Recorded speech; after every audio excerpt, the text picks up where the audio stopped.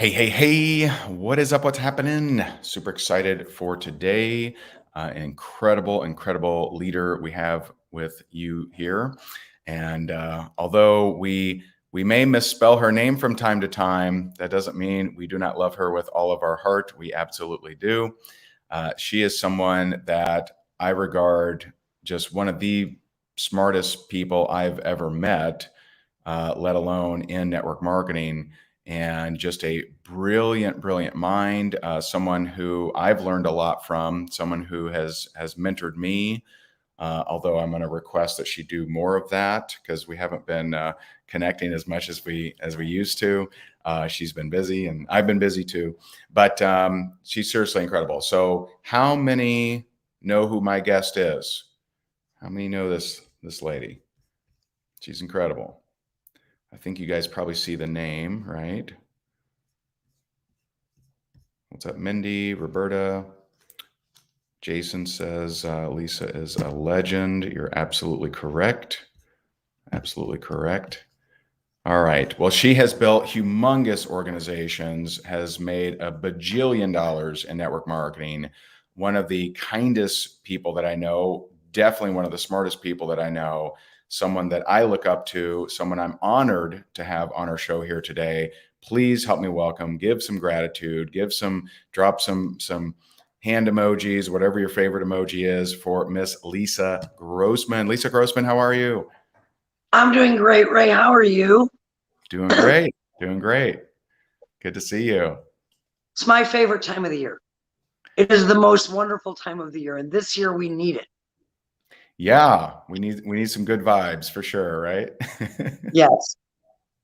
So for those that there may not be anyone on here that doesn't know your story, but in the mere chance that someone catches the replay, tell us a little bit about how did you get involved in network marketing, and then we'll get to some of the questions I really want to. I got involved like it was like a textbook thing. A family member, my mother's best friend, the aunts you pick versus that you're born to, called me all excited. And she was going a million miles an hour about the success she was going to have and the money she was going to make. And could she just come over and show it to me? And I said, of course. And she proceeded to come over and start to take apart my sink and hook up this water filter. And I thought she's going to be a plumber. I was so confused. And, it was a product that made the water taste better. She puppy dogged me. Will you use it for a week? And if you like it, everything's going to taste better. The animals are going to like the water better. And that was true. So of course I wanted to buy it, and I did, and it was $179. And I said, well, how much money do you make? And she said, 59, but I can make as much as 120 when I build myself up. And I'm like thinking, she's going to show me she's going to make millions. And she's going to be running around town hooking this up to sinks. And I just didn't get it, although I liked the product. So she gave me a video. A lot of sinks. Yeah, she gave me a video, and the video was very compelling. I was talking about the bottled water industry, and this was an alternative. And right now it's this little shelf at a store.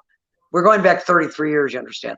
Yeah. And one day it's going to be a whole aisle, and you're like, well, maybe. And look at today, it's a whole aisle. Yeah.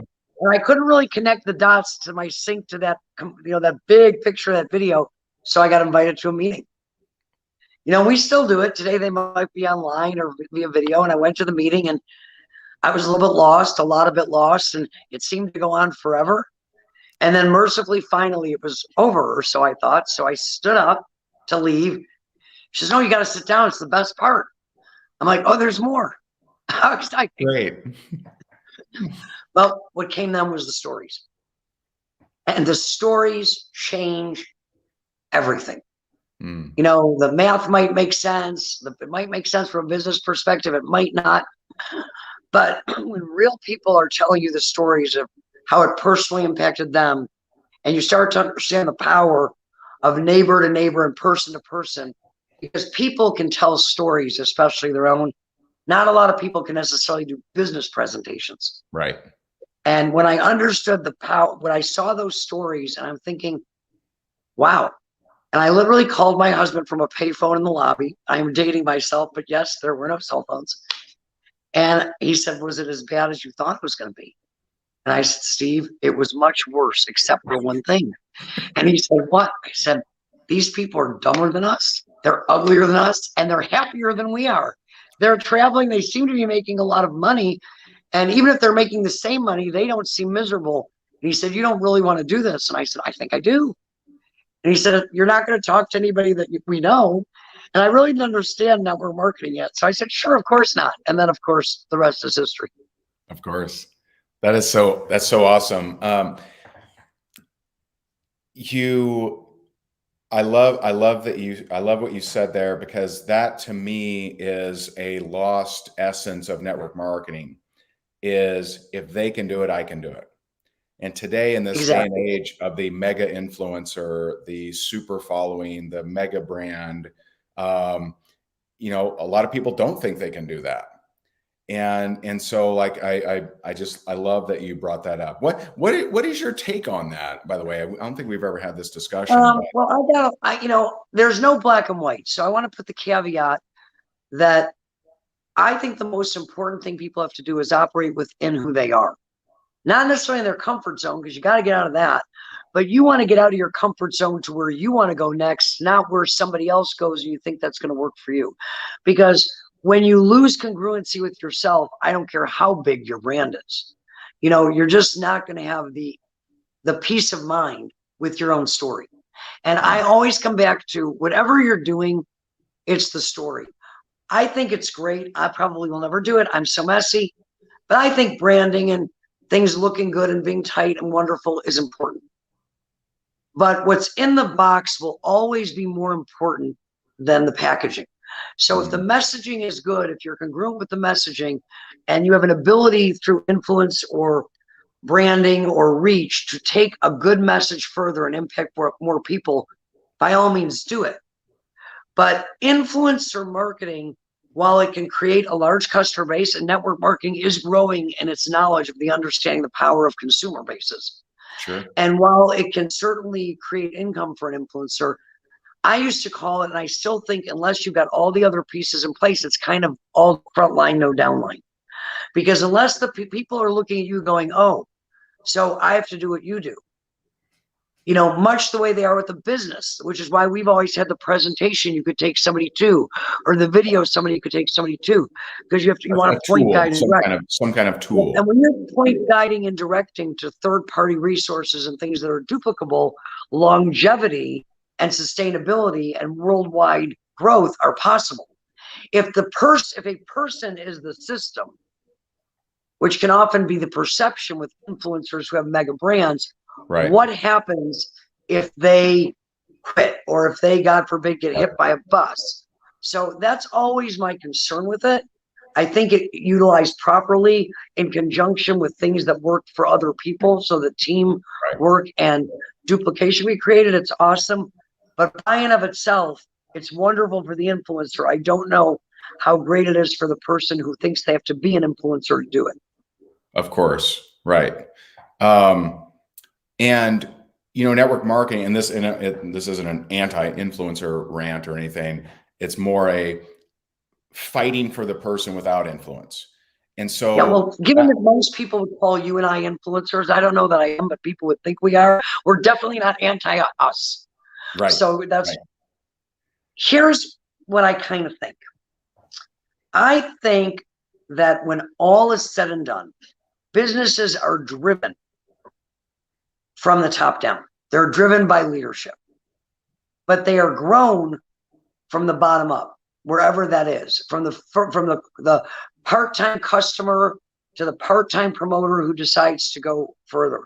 So I still believe that while influencers might be able to have a greater splash faster and perhaps a greater impact, and maybe they will turn into a you. But then I think you were a top network marketing leader before you were necessarily a branded expert, a branded influencer. So, but much like when I started 30 years ago, you'd meet the president of a country club and you just knew he was going to hit it out of the park. He had the influence and he had the equivalent of a big social media following, because in his town, he was it, and more it. And then there'd be somebody sitting there who didn't, quit high school, good attitude, but they never really done much of anything. And you're like rolling your eyes. And 5 years down the road, you're sitting in an audience and this kid's going, I never graduated high school and I never really did much. And then I found this industry and my first year I did this. And, last year I made $800,000 and I have 75 people on my team whose lives have been changed. You just don't know. Yeah. But I will say the story about the high school kid is more impactful than the story by the influencer. So if you're the person who doesn't have influence and you go out and you get it done, your story is going to resonate with more Yes. people and eventually grow you more influence than the guy who was making money already and then made some here, in my opinion. Yeah. Oh, I agree 100%. I agree 100%. Meaning they didn't have all the bells and whistles, but they did it anyway. That's impressive. I don't know. I don't know if you're a fan of him or have read his books or anything. But last week I spent an hour with Michael Gerber. Do you know him? Oh, yes. Okay. Oh my Good. God. Yes. Amazing. So amazing. And so like he's 85 years old, sharp as can be. And it was just seriously, there's few people I've met with as much conviction as he has that his stuff works, right? And it's just awesome. It And does. and it made me, I'm going back through some of his books because I read them at a very different place than I am now. And just there's way more similarities than I thought about how he suggests constructing a business and network marketing. And so It is a business. I've always clung to your systems need to be able to be ran by the person with the lowest level of skill. But he goes on to say that when you're building your business, it is not the novice needs to be able to step in and needs to be able to run through the checklist, run through the procedure, run through the Absolutely. system. They need to be able to do that. And so it's just, I don't know. It's got me But on think that. like that's so true in traditional business as well. And people don't realize it. The guy that runs the cash register at Walmart probably isn't going to be running the company next week. Right. But if they didn't have a good system to teach them how to run the cash register, how fast could bad cash register runners run a company out of business? Absolutely. Absolutely. So what are you most excited about right now? Um, Chasing health, chasing happy. I'm going to be 60 in March, Oh, and forgive me, and I want to explain this so people don't get mad. I have come to the conclusion that I absolutely hate hustle culture. yeah. And I believe that you have to work hard with diligence, consistency, perseverance, dedication, and focus to build great things. But hustle culture, which I was a victim of, or victimized myself with, I should say, to be fair, because I did it to myself for so many years, is the idea that no matter how hard you work in the day, it's all the things you didn't get done. It's getting up in the morning and you're always running behind because you have this list of things that somehow if you don't complete, you're not working hard enough. Right. And it's like a treadmill. And I Yeah. realized, life and business are a roller coaster. They do go up and down, but it's moving forward. It's not a merry-go-round. And we get ourselves on this merry-go-round where we're chasing ourselves and we forget that the strategies and the things we do are not synonymous with the goals and the outcomes we seek. And Mhm. one of the systems, one of the things I realized your job as a leader, your job in your own life, as a parent even, is to make sure things get done, but not that you always do it. Somebody has to be at Sabrina's soccer game, and this sometimes it might be both of you, and today it might be Jessica, and next week it might be you. It's covered. But we get it into our head, I have to be the one at the soccer game, and I have to be the one that does the live, and I have to be the Yeah. one that does this. And it'll run you ragged and it'll Yeah. burn you out. Well said. We haven't talked we haven't had this kind of discussion in a while. So I realized, what year is it? This year. I realized this year that there are two main categories of people when it comes to consistency and hustle, right? and which are different, but They're different. you'll see what I mean.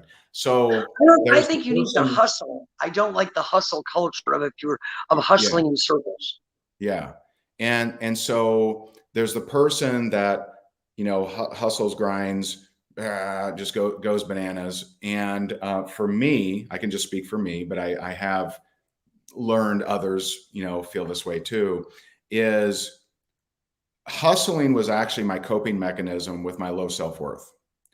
And so what I was doing is I was working to try to fill something that can never be filled by that. So it's like I want to Or to bury it. I don't uh, want to deal with this, so I'll get so busy that even though it's festering yeah, I underneath, don't you have to think cannot think about it. about it. Yeah. And so it's like, but it'll never fill it, right? So it's like I want to plant a bunch of trees, so let me collect banjos, right? It's not congruent. It's never going to fit in that hole. And I believe that's a lot of hustlers is, let me not spend time with myself and learn myself. Let me instead bury myself in work. I think it's in almost every overachiever who's smart, because Mhm. growing up, that people talked about that. You had all these things you're insecure about, but if you were smart, people, it's like, she's good at business. Oh, well, she's, this, there you are, whatever it was, and you feel comfortable there. And it's, if you're, you feel like if you're showing up and doing those things, people don't question everything else. Interesting. It's very weird. I did a live the other night. I was talking about it. This is why I'm so on this happiness thing. Yeah. I've spent the Amen. last 2 years talking to a lot of people, more so than usual, because I was in one place.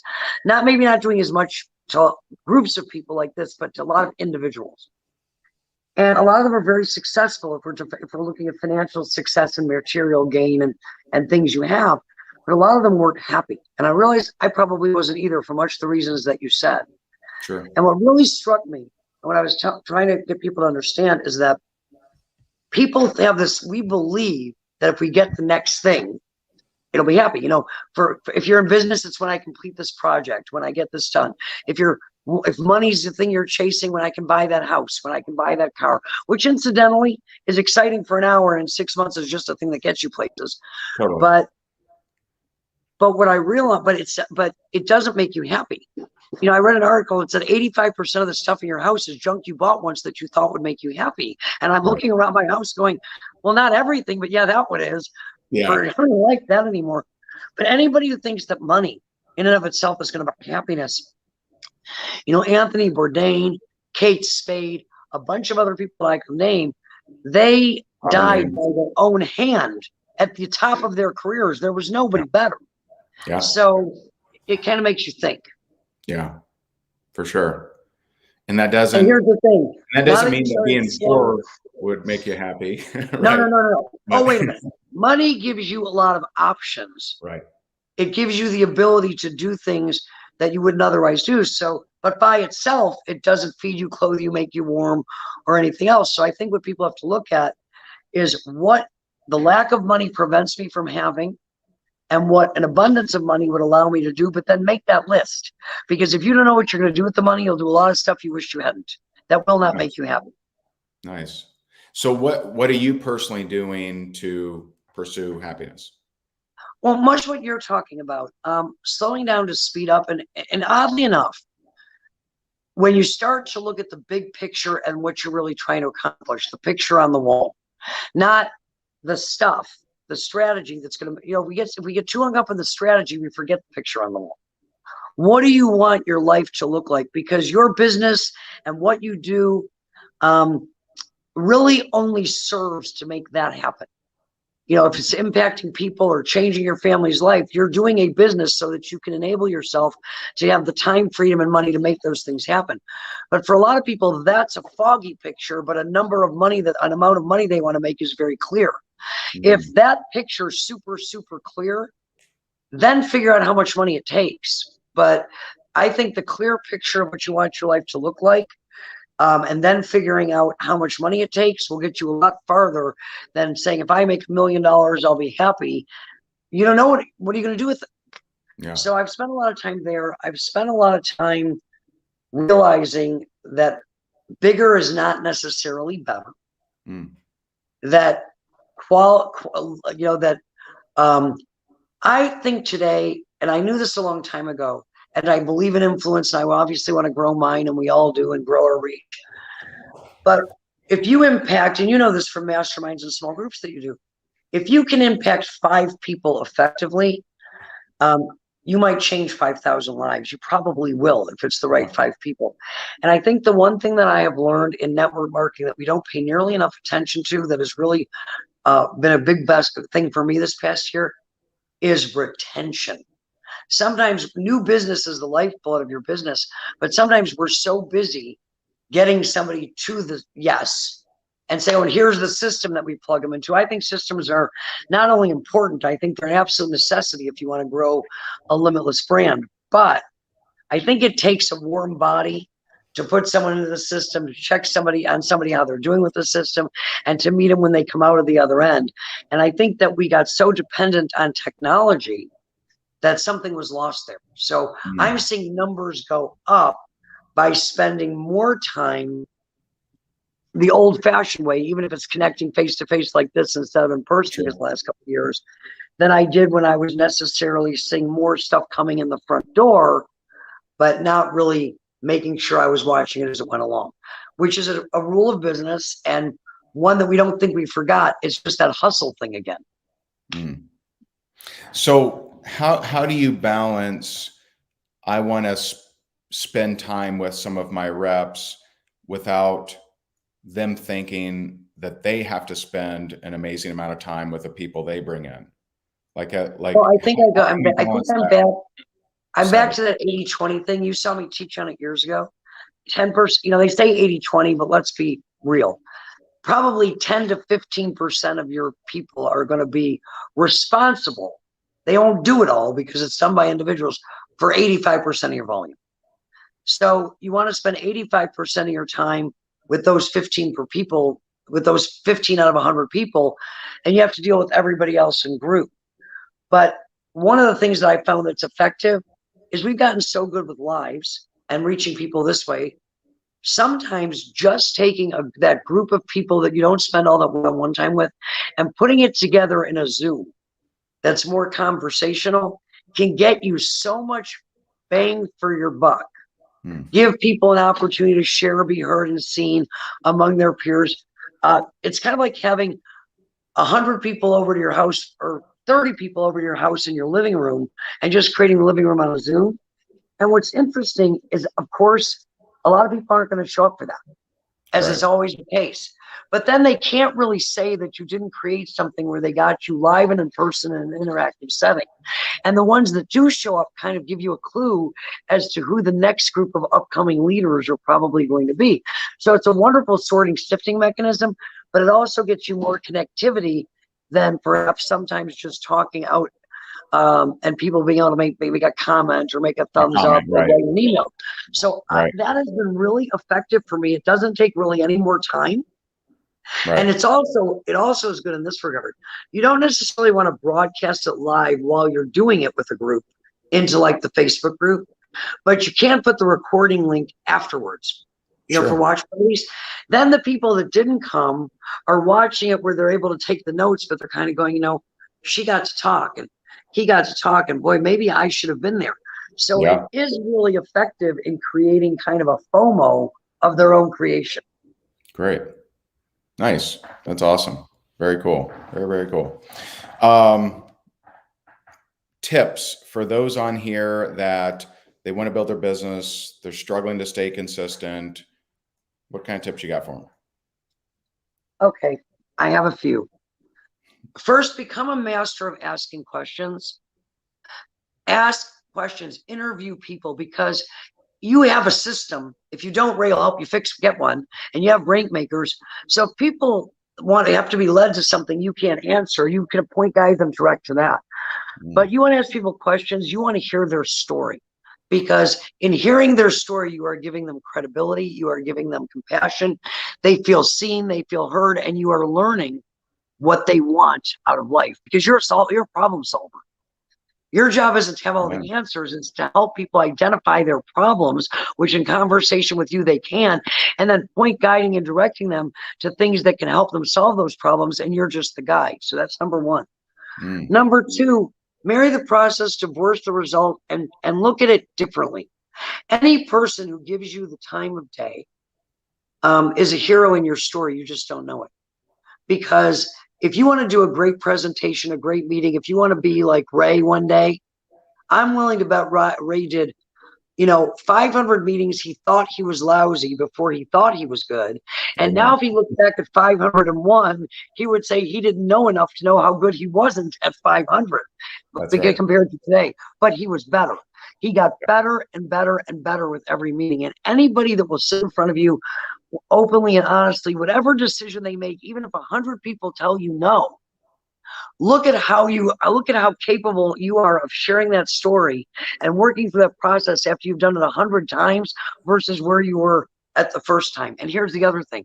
Those 100 people that said no, they said no because they thought when they said no, there was going to be a number 4 or a number 5. They knew you were going to quit. If you're still there a year later, you want to know where there's a lot of hidden money in your business? It's the people that told you no to whatever they told you no to 2 years ago, if you're still there. Amen. Because unless their life is radically changed, you are going to shock the shit out of them. Forgive my language. When you show up and say, I wanted to talk to you, what do you got now? Same thing I wanted to talk to you about 2 years ago.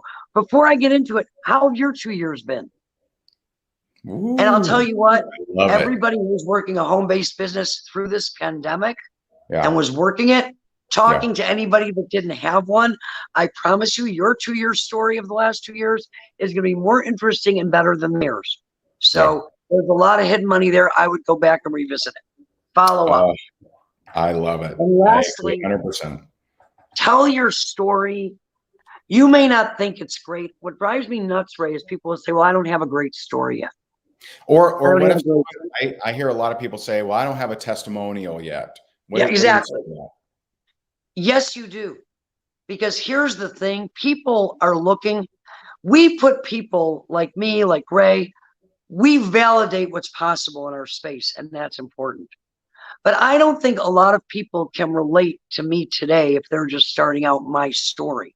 But you know what they can relate to? They can relate to the story of my first week, my first month, that confusion. How you feel, you are 1 day or 2 days or 5 days ahead of everybody that you talk to who hasn't had day one yet.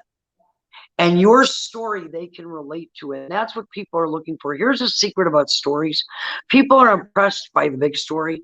But you know what they really are looking for when you tell a story or when they hear a story? They're looking to find themselves in the story they're hearing. And you don't think it's great story, but it's that here's your story when you have no testimonial. Something was shown to me. I stopped. I listened. I caught a glimmer. I acted, and my life's going to change because of it. Yours can too. Yeah. That's a story. And notice even who got you in, your aunt, she said how much money she was going to make. And you know what's funny about it? I listened to her because she was my aunt. Yeah. But as all the things I laughed at, like she's going to be a plumber and I have to watch this video and I have to go to and she sent me to this meeting. You know what I realized? And she did make money and so did I. There isn't really anybody that can't make and I'm dating myself, put the 2022 version in it, that can't make a phone call, point somebody to a video, point somebody to a meeting, point somebody to a third party credit. That's all she did. She pointed, guided, and directed, but she was excited. And she made a decision, whether it worked or not, to change her life, which was exciting in of itself. And she was excited about it. And that was infectious to me. Amen. Yes, I thought she was crazy, but I looked. I went. And in the end, I did. Yep. Amen. That's so awesome. So there's 2 quotes. I don't know if you've seen me talk about these, but I've been on this kick the last, I don't know, 6 months or something like that. But you sharing really reminded me of them. And that's number 1, help the person you used to be, right? Someone with a problem looking for a solution, right?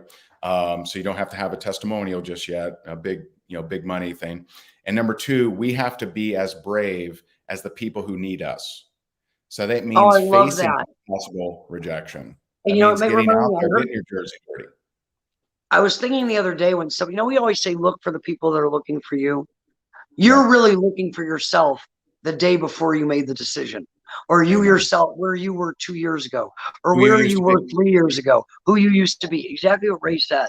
Yeah. And if you look for yourself and others, here's what happens. They'll find themselves in you. Right. Amen. Oh man, what a great interview. Lisa Grossman, I love you. You're amazing. I Thank love you so you. We got to much. talk soon. We got to I catch up. know. Let's keep talking. Really. Let's keep talking. I want to rock and roll. So everyone, Lisa Grossman, make sure you follow her on social media. She posts some very powerful stuff. I don't think that you do videos every single day, but when you do, they're really, really powerful. I'm thinking about it. I have videos when I have something to say, or when I'm fortunate enough to have people, friends like you. Here's my last tip for everybody. Please. I suffer from an overabundance of awesome people in my life. That doesn't mean they make a lot of money. A lot of them today do. But every one of those people understands that you use things and you value people, not the other way around. And if you find people like Ray who value people and use things to have your back, you cannot lose. I appreciate that. And likewise, appreciate you. Lisa Grossman, everyone, give her some love, drop some hearts. Feel free to share this if you got value from it. I know I did. Lisa, thank you so much. Ray. Appreciate you. Thanks so much for having me. I love talking to you. Love you, Lisa Grossman.